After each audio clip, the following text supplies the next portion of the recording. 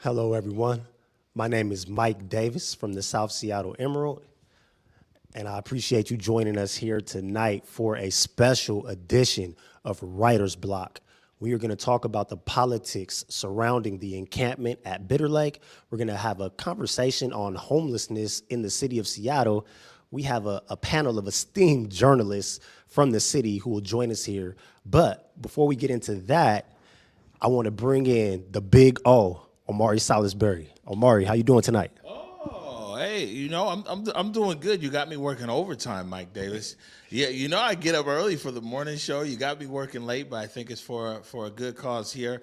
You know what I'm saying? This writer's block. It's always good to kind of talk to journalists who are on the ground on a lot of these stories, and you got a real good panel that's out there. Yes, yes. Well, you're known as the man who never sleeps, so I thought this would be second nature for you. I'm still also the man that wants to sleep. Well, I appreciate you not only being here, but giving us journalists the chance to have this type of platform. You know, we all do a lot of writing, but it's rare that we get to be on screen the way you are every morning. So I'm excited to be here, and I'm excited to have my colleagues as well. Yeah, no doubt. Speaking of that, looks like you got a great panel tonight. Why don't you tell everybody about it? Sure, yes, yes. So tonight we have Hannah Scott from KIRO FM.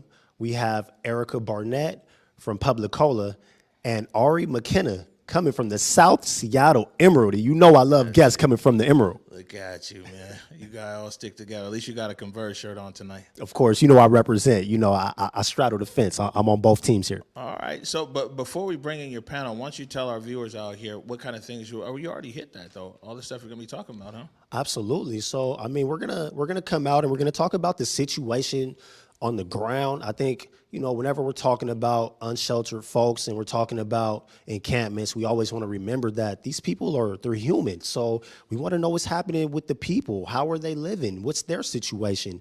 It also affects the residents. It affects the students at the school. So we're going to get a wide ranging picture of what's happening on the ground.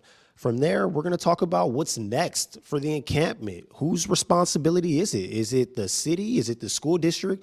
Who should do what? And, you know, on the morning show, of course, you get the best guest. So you've had some heavy hitters come on and discuss this. I can't help it if people like talking to me. Yes, yes. So we're gonna hear some thoughts from Colleen Echohawk, Bruce Harrell, and current Mayor Durkin. They've all weighed in on this issue. A few of them have actually been on the ground, so we're gonna hear from them. And then we're going to take it out to a more macro level, and we're going to talk about homelessness in general. We're going to talk about this regional approach that our county has, and we're going to ask our journalists if they think that this is going to be a viable solution to homelessness in the future. All right, sounds good to me. You got me doing double duty over here. I'm directing tonight too, and you got Grab Brought over there directed as well. You know, Yes, yes. Thank you, Jake. I appreciate you coming out tonight. Yeah, that's what I'm saying. It's a lot of love for you, Mike, because we're here for you. But this is a good opportunity for us to bring in your guests. So we'll bring in Ari, we'll bring in Erica, and we'll bring in Hanna. Thank you. Oh, hello, hello, hello. It's so great to have you all. And, you know, I mean, the audience is ready. I'm ready. O's ready. Jake's ready. So we're going to jump right in. And I am going to start with you, Erica. You've done a lot of reporting on the ground at the Bitter Lake encampment. Can you just paint the picture for us of what it looks like on the ground there right now? Sure. So the last time I was there was when Bruce Harrell was out there, which I guess was a week ago on Friday. And when I was there, you know, it kind of looked the same way it has for a long time. It's a very large encampment. It's on the edge of Bitter Lake up there. It's very kind of idyllic situation. I mean, if you were going to, you know, have to live in a tent somewhere, it looks like a campground. It looks like, you know, almost like a park, which of course it is a park, but you know, compared to a lot of other encampments, there's obviously trash pickup of some sort. People didn't know exactly who was picking up trash, but it's a lot cleaner because the trash is being hauled away. And, you know, it's also, just to tell you a little bit about where it's situated, it's right next to, but down a hill and divided by a fence from Broadview Thompson K-8 elementary school. So it's very, very close to the elementary school, but not on school grounds. So that's just kind of the lay of the land. And then right nearby is some parks property where there's a playfield and a community center. Thank you, Erica. And I want to pass it over to you, Ari. I know in your reporting, you kind of covered the dynamics between SPS and the city, but how close is it to school property, Ari? And have you had a chance to talk to any of the school staff in your reporting? Appreciate it. So just today, I got off the phone with one of the school secretaries, and I asked her point blank, what was a bigger stressor for her, and what she felt, was a stressor that was acting on the school community. And I asked her, is it the encampment, or is it sort of the circus around the encampment? And she said, without hesitation, it's the media circus without the around the encampment, and also the harassment that she and other secretaries are receiving, with people calling in every single day, and acting as though they should be doing something differently. They should be walking out of the school, or making some sort of stand against this homeless encampment near children.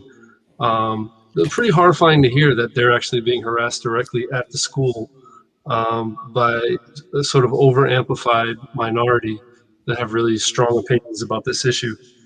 Besides that, I spoke with, a few weeks ago, Wally Hart, the custodian, um, and he definitely admitted that there's been some inconvenience for him directly as a result from people in the encampment. So, for example, ash being dumped through the fence at night, or the locks being changed, multiple times on a gate. And just in regards to the kids, there is definitely an inconvenience in the sense that since the back gate has been locked near the encampment, students have to walk 6 to 8 blocks, who used to have a sort of a shortcut into the back entrance of the school. Um, and I only spoke with one counselor through the fence briefly. He just seemed like, I was a teacher for 15 years, and he seemed to have a heightened sense of anxiety, and kind of cryptically referenced that this is a tricky, balancing act between showing compassion and, having there be, just a lot of pressure, in the environment around this issue for a variety of reasons.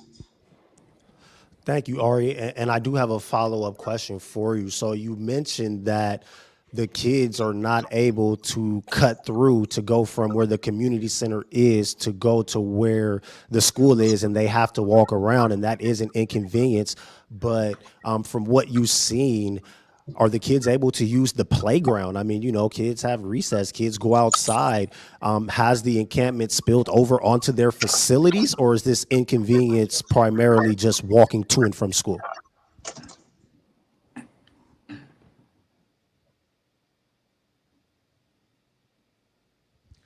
Ari's having some technical difficulties. It's okay, Ari. You can you can work that out. I'll give that same question to Hannah.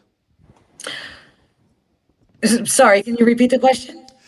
Yes. So I am asking about. We know that there was an inconvenience because the kids were not able to cut through the park to get from the community center to the school. But I was asking if the encampment had spilled over on the school property. So are the students allowed to have recess and be outside and use their space as they normally would if the encampment was not there? And I have been just out there once, and as far as I know, they are. And please correct me, Erica or Ari, if I'm mistaken there. So I think that they are, and there's just kind of more of a heightened awareness. Is there some sort of immediate threat constantly? I don't think so. Okay. Thank you, Hannah. Erica, you looked like you wanted to jump in. Can I go to you real fast? Absolutely. I mean, I think that I completely understand that there is this proximity that's concerning people. But what I heard, especially when I was at Bruce Harrell's press conference, was a lot of people showed up from the surrounding community. They had signs that said "Save Bitter Lake" and "Save our parks." And it seemed to me that the concern seemed to be coming from people who felt that they personally couldn't use the park, or that sort of theoretical children couldn't use the park. I mean, you can walk through that park. It's not like it's completely blocked off. But I haven't heard any really specific issues with kids trying to walk in the park and being like accosted or, finding needles or anything like that. I mean, it's mostly it's largely a theoretical concern at this point. Ari said that his Ari should be good now. Oh, okay. Ari, can we go back to you? Oh, Ari's not good. Ari, you're still muted. Ari, I want you to finish your thought. This is these technical difficulties. It I just wanted to happens. throw this in here real quick while Ari's is on this. And I mean, it was one of the conversations that I was having with some people out there, at the school, and he talked about how, media and everything has played into this. Is that, in October, I think it was October 20th of last year, there were 70 gunshots fired across the street from Emerson Elementary out there on the South End. And, when we talk about if it's children and children being in danger and things like that, everything else, I mean, right across the street, school wasn't in because of COVID, but imagine that, 70 gunshots fired there. And, it's just pointing out that sometimes it's this different reaction, you know what I'm saying, in different neighborhoods about things that might endanger children, and also a different reaction as to who's going to make noise about it and who's going to be in the neighborhood and who's going to be seen. Anytime 70 gunshots are fired across from an elementary school, you think almost everybody would be out there, but that's South Seattle. No, you're absolutely right. Oh, I actually covered that story, and it definitely did not have as much coverage as this. And that was an immediate threat to kids. And when you hear what Erica just mentioned, it seems like a lot of this is more the media element of it being heightened. And I want to throw that to you, Hanna. How do you feel about the balance between the actual danger to the kids versus the media circus that has surrounded it with mayoral candidates showing up now and cameras being out there? I mean, how do you feel about that? Me personally, for my own reporting, I'm not a fan of sensationalizing anything that has to do with homelessness or when there's an encampment. We have a lot of these things where there's encampments that show up in neighborhoods, and people are worried about their property values or things like that, and it gets latched onto by some of the more conservative reporters in town, or those who offer their opinion. And then the neighborhood groups often, you'll hear them at Seattle City Council meetings in the public comment, and they're very impassioned and loud. And the bottom line, I think, here is in Seattle, I was there yesterday around for a couple of different press conferences, and the number of encampments and tents is like I've not seen it in a very long time. The homelessness situation has been so exacerbated, in my opinion, because of the pandemic.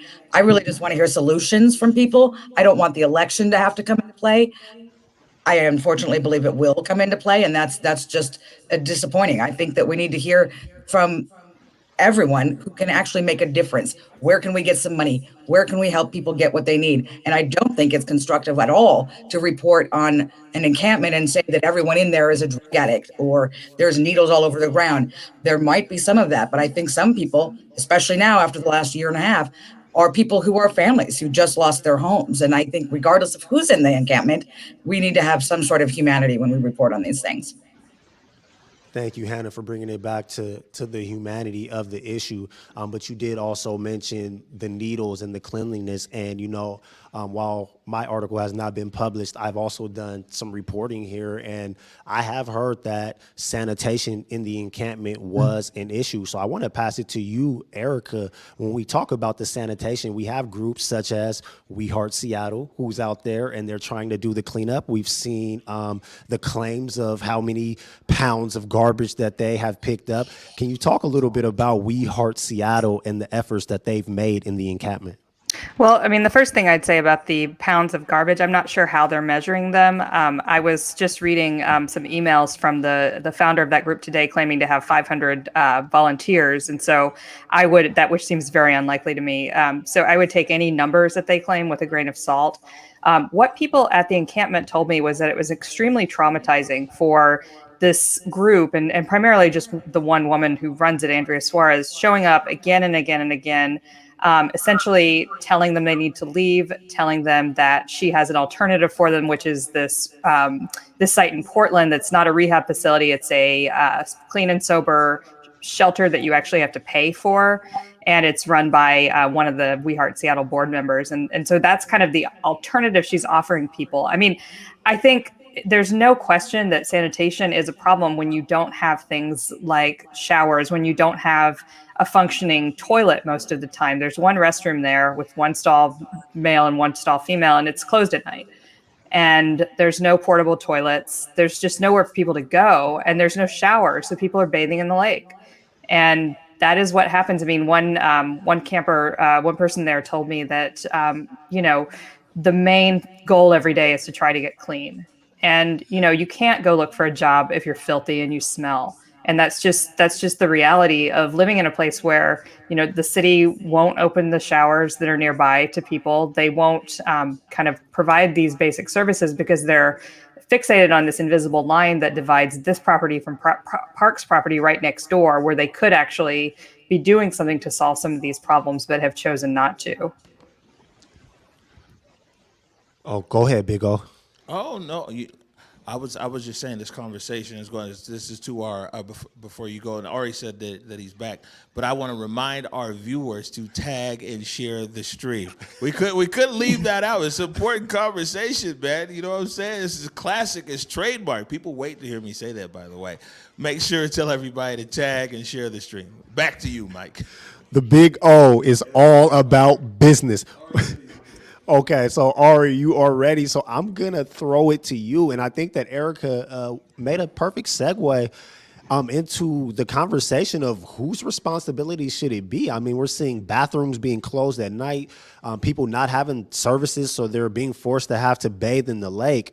Ari, you did some reporting on the tensions between SPS and the mayor's office over all of the finger pointing. Can you talk about your reporting and the discussion overall of whose responsibility this should be?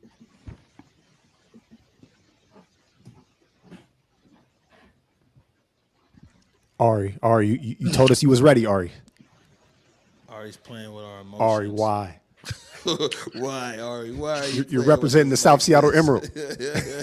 You want to pitch it back out there? Okay, can I pitch that same question to Hanna? And whose responsibility? I've talked with the mayor's office, and I know that they believe that it's the city. I'm sorry, the SPS responsibility. Personally, again, I think that we need to see some more visible action and productivity, or somebody caring. It can't just keep being this back and forth of, well, this is their responsibility because it's on this property line and back and forth. In the meantime, no one's getting any answers, and that allows for that media circus that you were talking about earlier. And that, again, is not productive, doesn't help anyone, doesn't help those in the encampment, doesn't help the city, doesn't help. It only exacerbates the situation. So if there's a way to compromise, I know there was a letter that the mayor sent off to those over at the school, that she was willing to help and figure out how to help them get some outreach services and use or set up their own kind of systems like the city has. I hope that happens. I've not heard any more since then, though. Thank you, Hanna. And it sounds like Ari, again, is ready for us. Ari, can you complete your thought?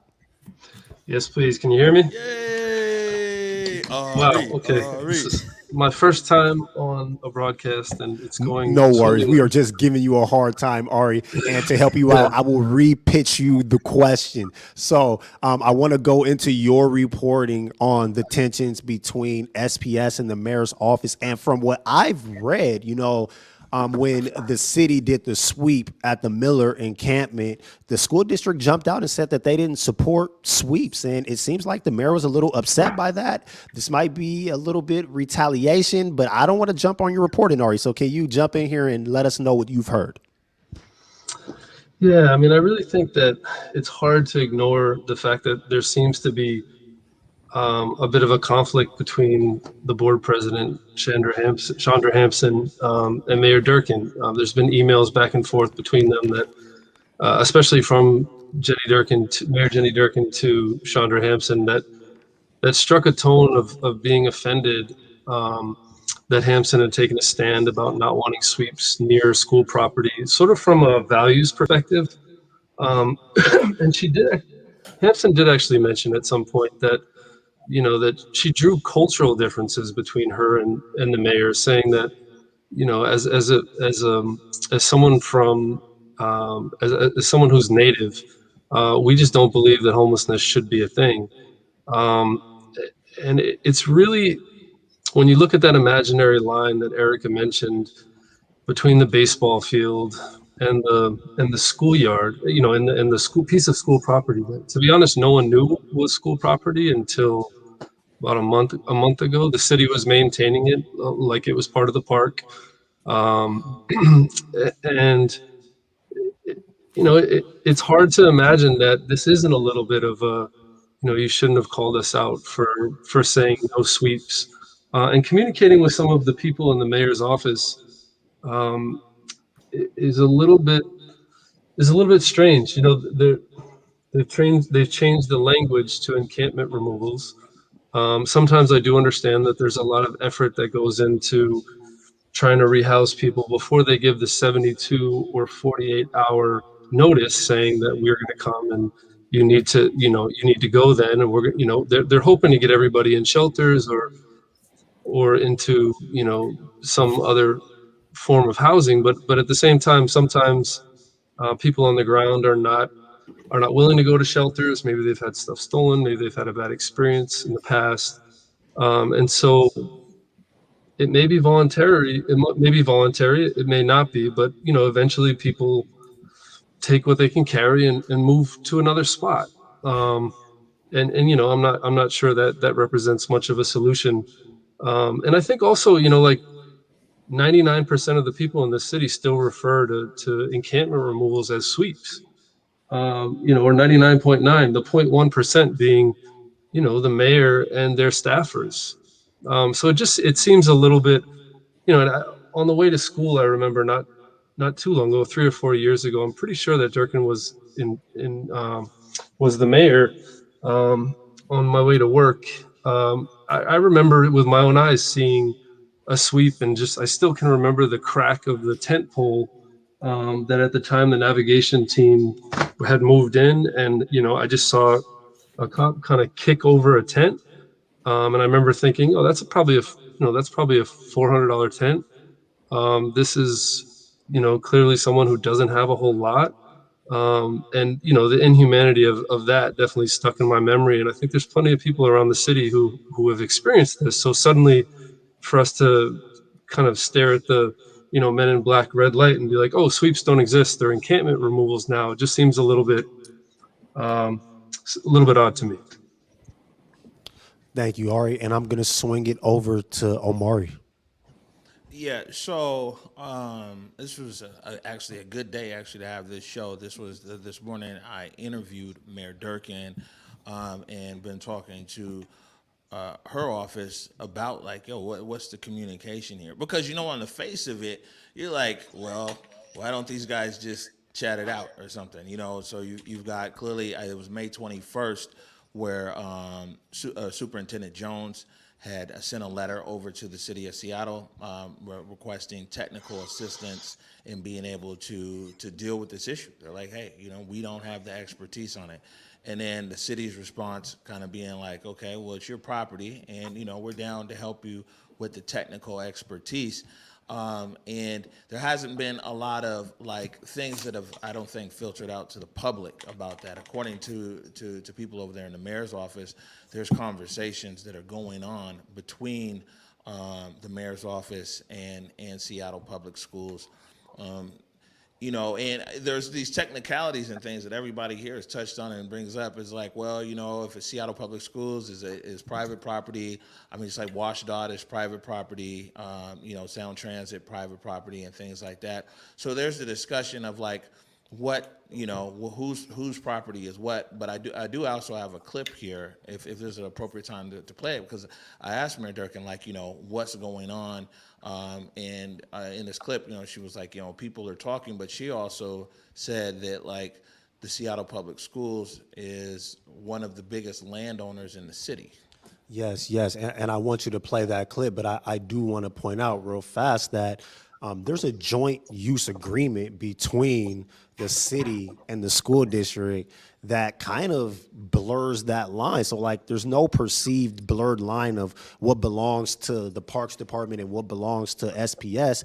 It's literally blurred because of the joint use agreement that allows each entity to use each space. So before this encampment was there, Parks people were coming and they were maintaining land that technically was the school districts. It wasn't until this situation emerged that people started to finger pointing and trying to back off of those duties. But please, send us to the clip. Yes, sir. That's usually me calling for clips. We've met with them. We're hoping to get them connected with the right outreach people. And also really hoping, one of the ideas that we're exploring is other kinds of governments, the port, Sound Transit have partnered with the city with their land to create some tiny house villages. So we're hoping the school district, which is one of the larger landholders in Seattle, can identify some property that we can work together to stand up a tiny home village to really bring more people inside. Okay, so the mayor is suggesting that we could use SPS property to potentially build a tiny home village. I'm going to send this to you, Erica. Do you believe that is a viable solution? Well, I mean, the mayor has been moving the goalpost on this issue consistently and continually since it became clear that the school district is not in favor of sweeping the encampment. And so a couple weeks ago, what she was saying was that the school district could just pay for it because they could just pay to basically stand up its own human services department in order to, and that's no exaggeration, she said they should stand up a system similar to the cities to house and shelter and provide services for everybody there because they have $1 billion budget. Now, the school district's budget, I think there's something like $60 million that they have to make up that's a deficit this year. So when they said they couldn't do that, I guess now they're talking about a tiny house village. Well, the difference between the tiny house villages that she's talking about and the proposal I guess she's making with schools is that those tiny house villages are largely funded by the city and also by King County. And so if the idea is that the school district is going to find money and find, hundreds of thousands or millions of dollars, and it's already, its budget that's supposed to pay for education to stand up its own tiny house village on its own property somewhere. I mean, that just does not strike me as a viable alternative. And it also strikes me as the mayor, again, kind of shifting the goalpost and saying, well, if look at all the things I've proposed for the school district to do, and they won't do any of them, but none of them are really viable alternatives so far. And on that question of technical assistance, that's an interesting term that can really mean a lot of different things. But what I've been told by members of the school board is that in this case, what it means or what it has meant is that the deputy mayor, Casey Sixkiller, who is no longer deputy mayor, but he was in charge of homelessness, basically provided a list of here's a bunch of alternatives that you could do and here's what they cost. Here's what Just Care, which puts people into hotels and gives them intensive case management, would cost. Here's how much a tiny house village would cost.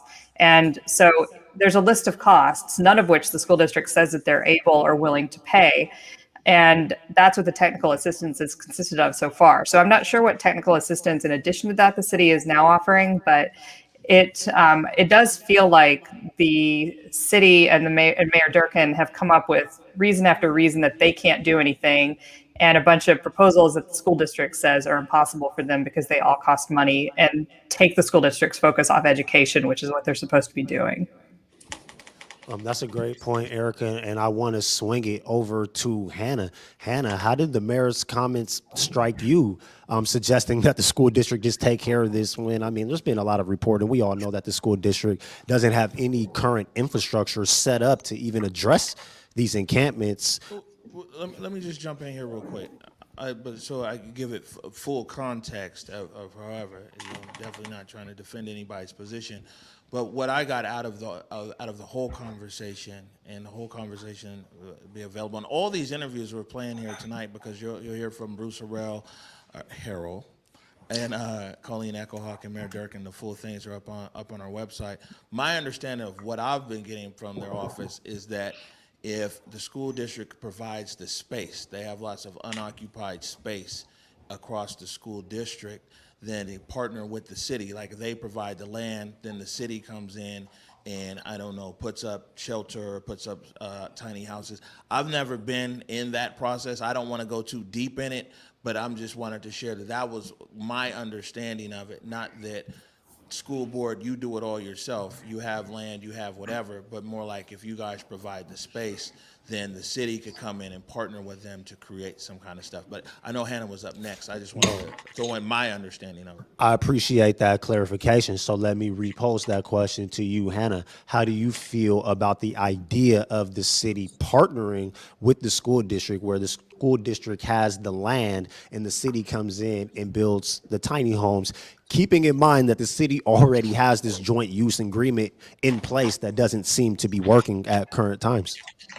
Right, and just really quick on the joint use agreement, I had several years ago been doing working on an ongoing story about Cleveland High School needing a new football field, and where that joint use agreement came into play because it was part city, part school, and it took so long for them to actually get the field because of how difficult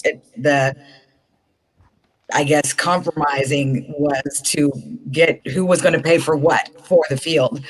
So I've seen that go not great in the past, not specifically to homelessness as we're talking about here.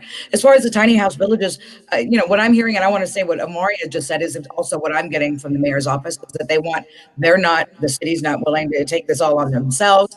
They think that the school district has something to offer, and then the tiny homes could be one of those ways that they compromise and come to a deal. I think the challenge, if you look far enough down the road to putting up tiny homes, will depend on what school property we're talking about, where that is, and whether you start hearing from neighbors who are going to have an issue with that. You might want to go. We're in chat. We're multitasking. Yes, You got the easy job over there, Mike Davis. I'm doing a lot over here, right? I just got a heavy comment came in from Erica. You might want to Read it. So Erica has thoughts. Okay, listen, I am trying to take us into a break, but Erica, before we take this break, please chime in with your thoughts. Very quickly, this is mostly a logistical comment, which is just like the process of building a tiny house village is a long process that involves contracting. The city has to actually do a process. Lehigh provides the tiny homes. They're building a bunch of new ones now. And then there has to be a budget process, a legislative process where the money actually gets allocated. The other thing is that, to say that everybody in this encampment could just all kind of move en masse and go to a tiny house village assumes a lot about the people living there. And I think this is a big problem with the city right now, is that they think of people who are experiencing homelessness as all being the same, type of person with the same challenges. And so we can just pick everybody up and move them over to this tiny house village as if they're widgets to be moved, but they're people and they all have different needs, and none of them want to be living in a tent. But that doesn't necessarily mean they all want to pick up and move into a encampment or a tiny house village shelter across town somewhere either. Okay, before we go to break, Erica, I have to come back at you. I wanna play devil's advocate here. So residents pointed out that there are plenty of signs there that say no camping, and they're saying that those folks being on that property is illegal. So if the city were to find a viable solution and somehow we make it through the whole bureaucracy that the city has to go through to actually make things happen, if there's a place to go set up that those people can go to, but for whatever reason they don't want to go, what should be done in that case? Well, I think that part of the thing is that we should be doing this now. We should be doing case management. There should be outreach workers there and finding out what every individual person needs. Because the other problem is if you just move those people, it's still camping in city parks is illegal. And we are in a situation where, a lot of illegal activity of all kinds happens in the city. And this is one where I think the city has rightly said we're not going to arrest people for being in parks because existing without a home is not a crime in itself. So, I don't think that is a solution that would be viable long term, I guess, is kind of my response. I mean, what the city is doing when they sweep encampments is they try to figure out a way to secure it so that people can't come back. But that doesn't actually solve the underlying problem. And that's why you need outreach, why you need case management, and you need a long process that should have happened a long time ago and should be ongoing now, but isn't.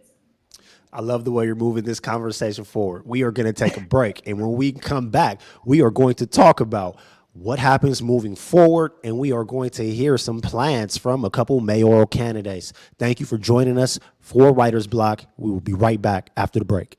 I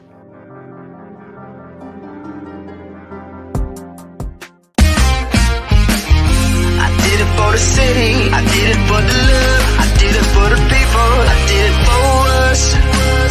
Back on this rap ish, I ain't even broke a sweat, homie, this practice. Pondering my next move, staring at my track list, hope I ain't miss my window. Praying like a Baptist, Seattle's own, tired of this Game of Thrones. They made a list of the best rappers and guess who wasn't on? While the disrespect continues, I'm steady packing these venues.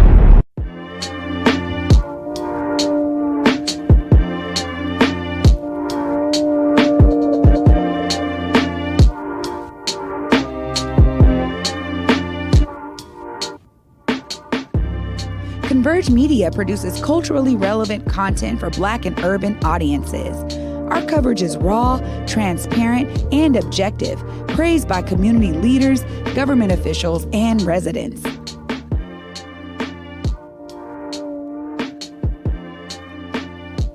Support Converge Media today via Venmo, Cash App, or PayPal at Converge Media.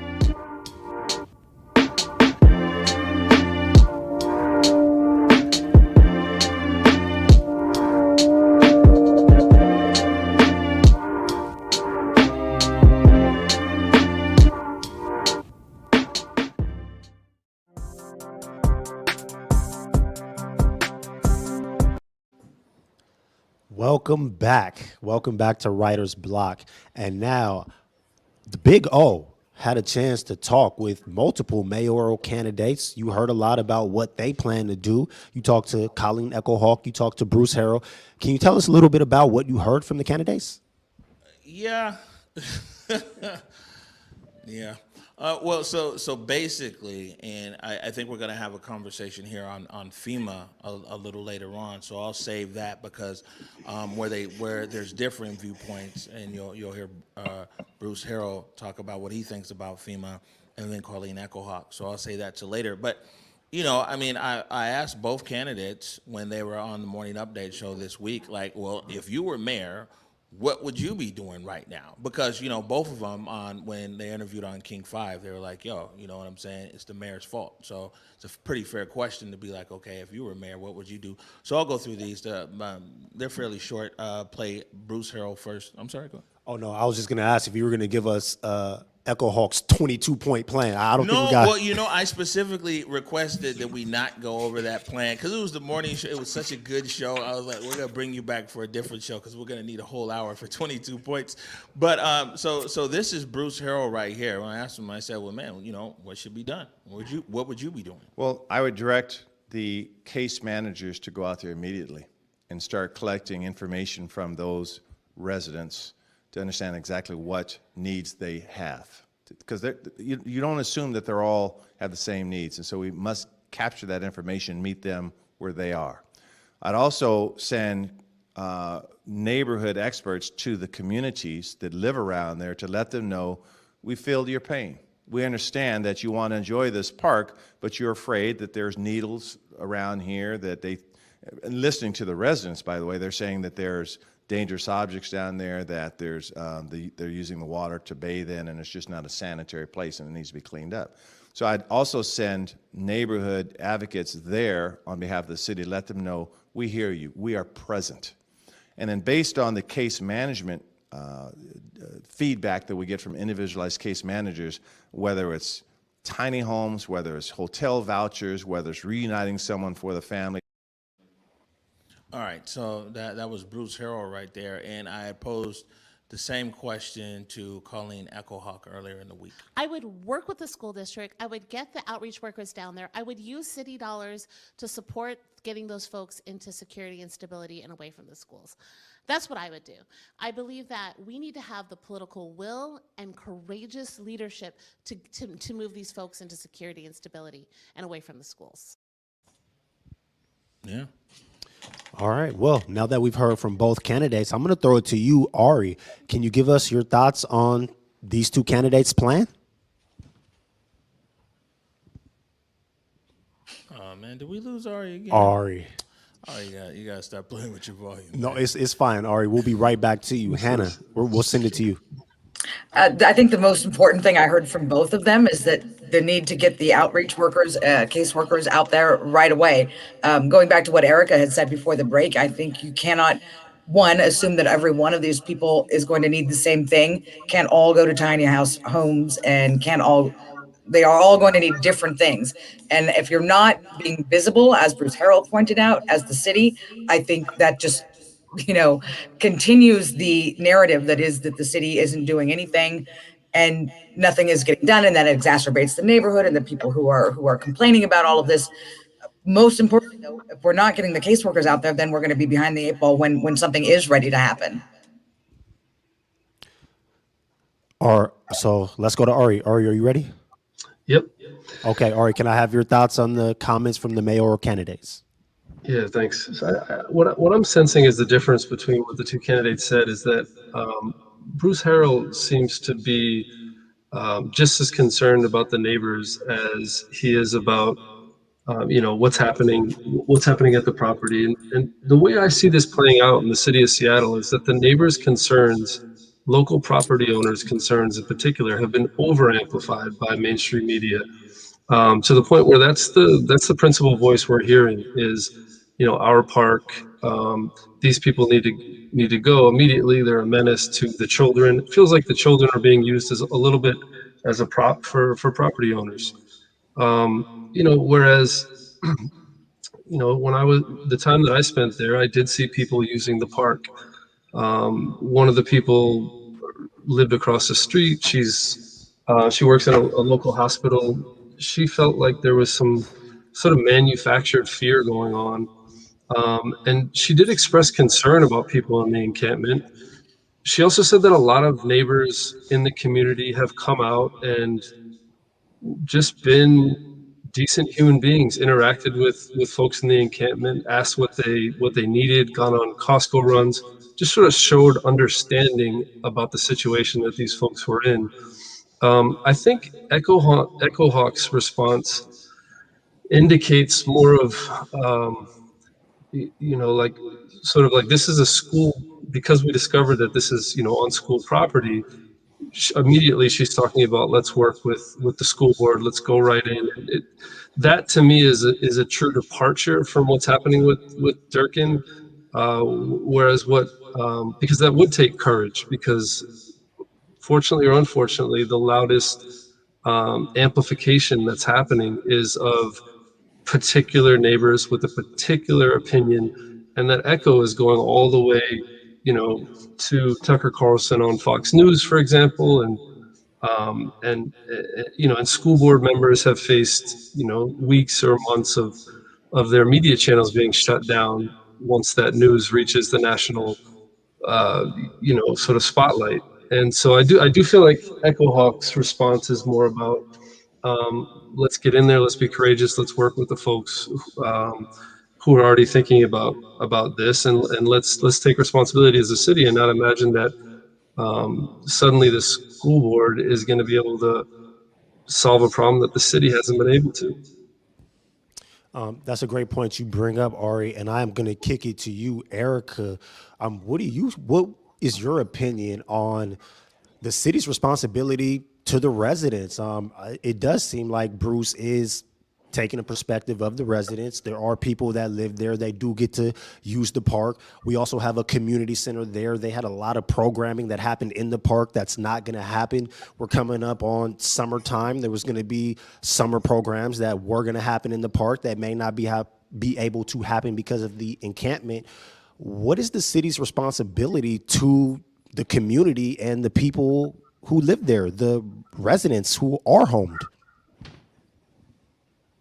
Yeah, I think the responsibility to the residents and the people living in the encampment is actually the same. And I think, to Ari's point about the media or some in the media amplifying the most extreme voices, I was out there, and the people that I talked to who were neighborhood residents, including some of Bruce Harrell's supporters who turned out, had a much more nuanced perspective than the voices that you maybe hear on Como TV, for example, which is the station that's been out there, not nonstop, but pretty consistently, and promoting this narrative of, homeless drug addicts ruining the park versus neighbors who want them gone. The people I talk to, have concern for the encampment residents, and they also have, concern for their neighborhood. And I think the solution is the same. I mean, figure out a place for each of the people there to go that is appropriate for them, whether it's shelter, whether it's permanent supportive housing, whether it's, housing with a rent subsidy. And so, I think ultimately the solution is the same, and it'll solve the problems that the neighbors are experiencing with feeling that they can't use their park and they can't do summer programming. And it'll solve the problems of the people actually living in the encampment, whose problems I think are, in a lot of ways more serious and more intense than not being able to use a park for a picnic. But I also don't want to discount the fact that residents around there, it's a very densely populated area. There's a lot of big apartment buildings all around the park. And people do want to use that park. And the way to make it possible for them to use it is not to just sweep the campers out of place or arrest them, as some of the activists who showed up at Bruce Harrell's press conference were suggesting. I mean, literally saying, arrest them, they're breaking the law. But it's to actually get case managers out there and focus on helping the people who are in the encampment first. And that ultimately will address the problem that every neighborhood faces. Thanks, Erica. We've also seen a lot of reporting around FEMA, and I know, you have some background information on the possible use of FEMA funds. Yeah, well, when we talked to both of the candidates here about, we hear a lot about FEMA, use of FEMA funds. I know that Erica's talked a lot about FEMA as well, and I don't proclaim to be a FEMA expert at all, but one thing that I've come to find out is nothing in government is as simple as just pressing a button, right? And so, a lot of stuff, it's like it's a process for this particular thing, at least a lot of the money that the city is using. City of Seattle actually uses a lot of FEMA money, like, PPE, standing up of, these vaccine locations, Lumen Field, all this kind of stuff. It's things that are reimbursable through FEMA. But like FEMA reimburses basically the roof, the bed, the lights. And those are considered services. And when we hear services here, we're thinking, services, right? But FEMA's definition of services is, a roof, a bed, electricity, water, or things like that. So that's what FEMA would reimburse. Also, under this, and this is a blessing, maybe some people might say a blessing and a curse, is that the FEMA, my understanding, and I want to tell everybody, I'm not a FEMA expert. I only play one on TV. But my understanding is that once somebody is vaccinated, then they're also, it's not reimbursable to house them. And we have the highest vaccination rate in America and rising and everything else. It's just there's a lot of layers to it. And the other thing, at least my understanding of it is that you can, if you want to stand up a hotel, like, man, let's go get this hotel, you have to get a pre-approval from FEMA. You have to send them your plan, and then FEMA has to pre-approve it and everything else. And that doesn't necessarily guarantee they'll reimburse you on it, because it's almost like the insurance company where they're looking for everything to like not pay you on. But if you stand up a hotel without a pre-approval, my understanding is it's 100% that they're not even rocking with you. So I'm not, people have done more reporting on this than me. Feel free to fill in the gaps, because I won't be offended if somebody's like, it's whatever. But let me play, these are both two short clips here. And one is from Bruce Harrell, who feels one way about FEMA dollars, and one is from Echo Hawk, who feels differently. I would support using FEMA dollars, but my concern about FEMA dollars is the bureaucracy, that I've only heard horror stories about getting FEMA dollars in and out of the door, and I believe in an urgent solution. Right, and now here's Colleen Echo Hawk. Overarching question, or reality, is that through the pandemic, the federal government poured in a lot of dollars around for homelessness. And we were able to do things we had never thought we could do before. We moved hundreds and hundreds of people into hotel rooms. We used FEMA dollars, we've used ARPA dollars, we've used all kinds of dollars. The county has done it, but for some reason, the mayor's office has been reluctant to use those FEMA dollars. I have been able to be on national calls with, HUD Secretary Marcia Fudge, where people are saying, yes, use those FEMA dollars, they will be reimbursed. And what is so hard about not using those dollars is that we have an opportunity now to move entire encampments into hotel rooms. Erica, I know you've done a lot of reporting on FEMA, so can we start with you? Can you give us your reaction to both candidates' responses? Well, I do want to just clear one thing up. I mean, I know the mayor's office has said that the FEMA reimbursement can only cover things like the roof and the electricity, but as I've reported, that's not exactly true. They do cover services, and they have actually done so in California really extensively. They don't cover case management, but they cover all of the services involved in running the hotel, which is a big part of the expense.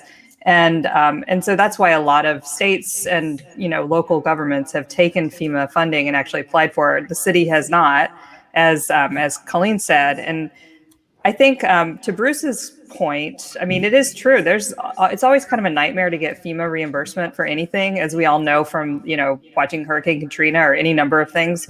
But in this case, what I've heard and what cities have experienced is that the reimbursement has been a lot faster because for various reasons, but just because everything's been expedited due to the pandemic.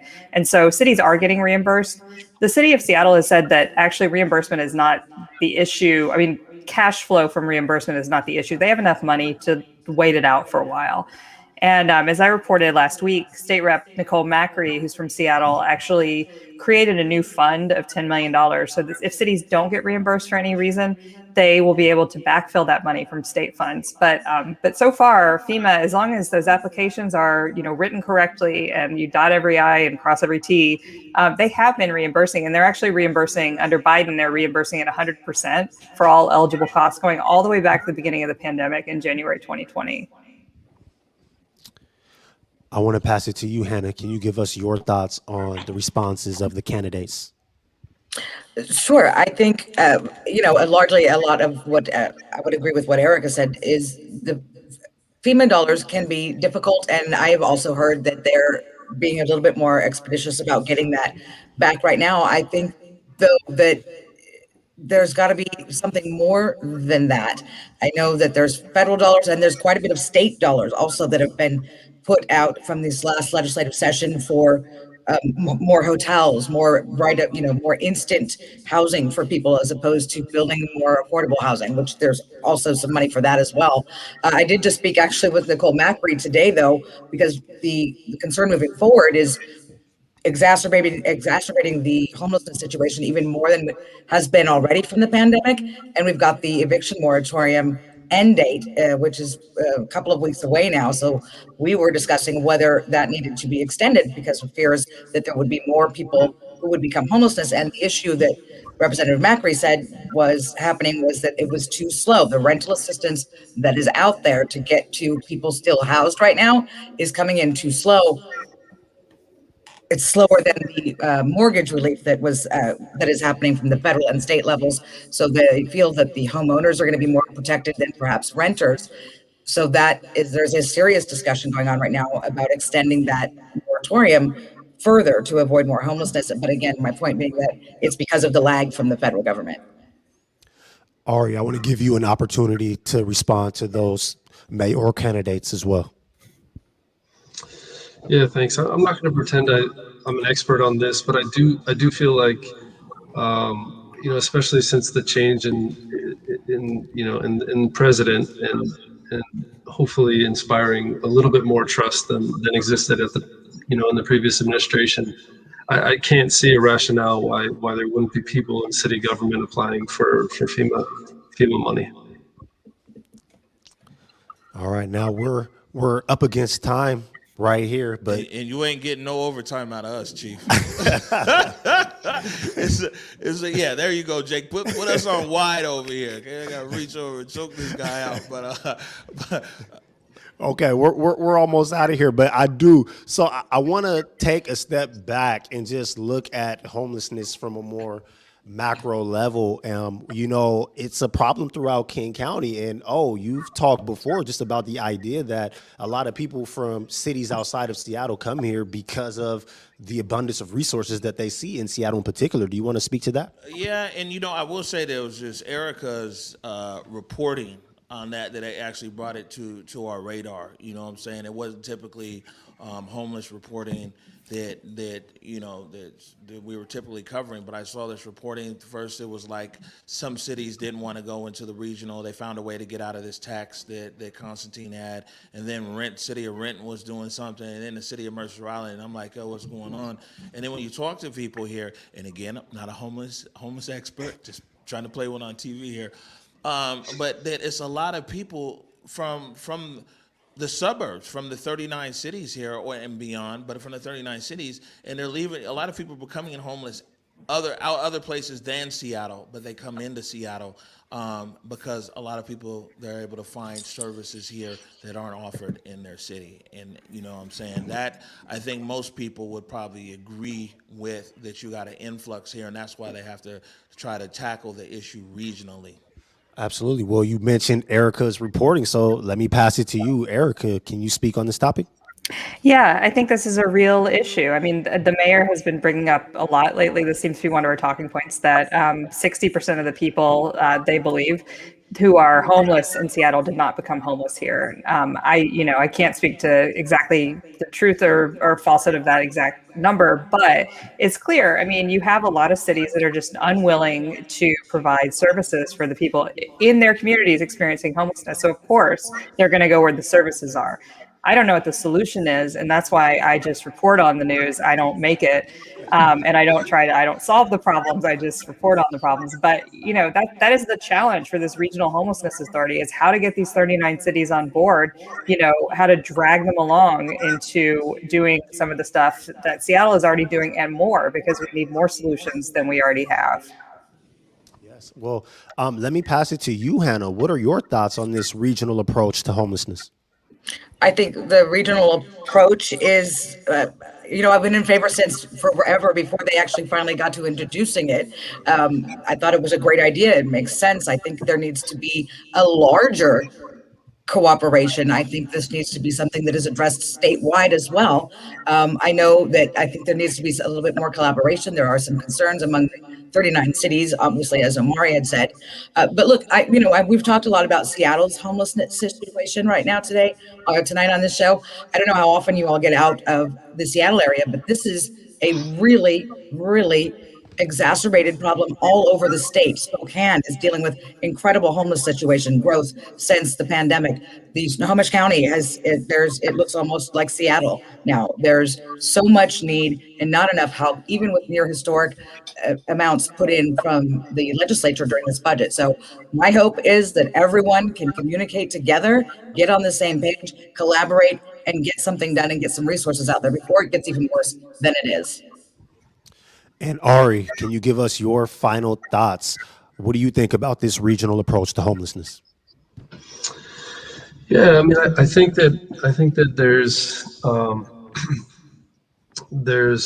been, like Erica said it. I think it's a talking point, and ultimately, Seattle as a city has to do sort of some deep thinking about how to not half step in addressing this problem. And there's so many warring opinions about how it should be addressed, but there's people doing the work, and those folks are the ones that somehow need to find a way to be the ones leading. To be the ones leading. I mean, I've been I've been to different encampments around the city. There's so much difference from one, for example, tiny house village to the next. Usually, it seems to involve the leadership on site, and the culture that's created within different places. So it is mind blowing to imagine how regional governments are going to find common philosophical beliefs about how you figure out how to humanize folks who are unhoused, and to bring that belief towards your approach to solving that problem. Thank you, Ari. And I do want to touch on one thing that he said, which was humanize. And as we leave you all tonight, I just want to remind everyone that whenever we're having discussions and conversations about the unsheltered folks, all of our mayoral candidates are going to jump out and they're all going to speak on this issue. But I urge everyone to remember that these are people. These are people that we're talking about. And when we're talking about encampments, no matter where they may be, people live there. Kids live there. If we're talking about protecting the children, we must also protect the children that live there too. So to my panel, Erica, Hanna, Ari, the big O, Jake in the back, I thank all of you for joining me tonight. Everyone in the audience, thank you for joining us. Please get you a Converge hoodie before you go. But thank you. It's a really serious topic. I appreciate the panel. I appreciate the audience. Y'all have a good night. Thank you for joining us for Writer's Block. I did it for the city, I did it for the love, I did it for the people, I did it for us. Back on this rap ish, I ain't even broke a sweat, homie, this practice. Pondering my next move, staring at my track list, hope I ain't miss my window. Praying like a Baptist, Seattle's own, tired of this Game of Thrones. They made a list of the best rappers and guess who wasn't on? While the disrespect continues, I'm steady packing these venues.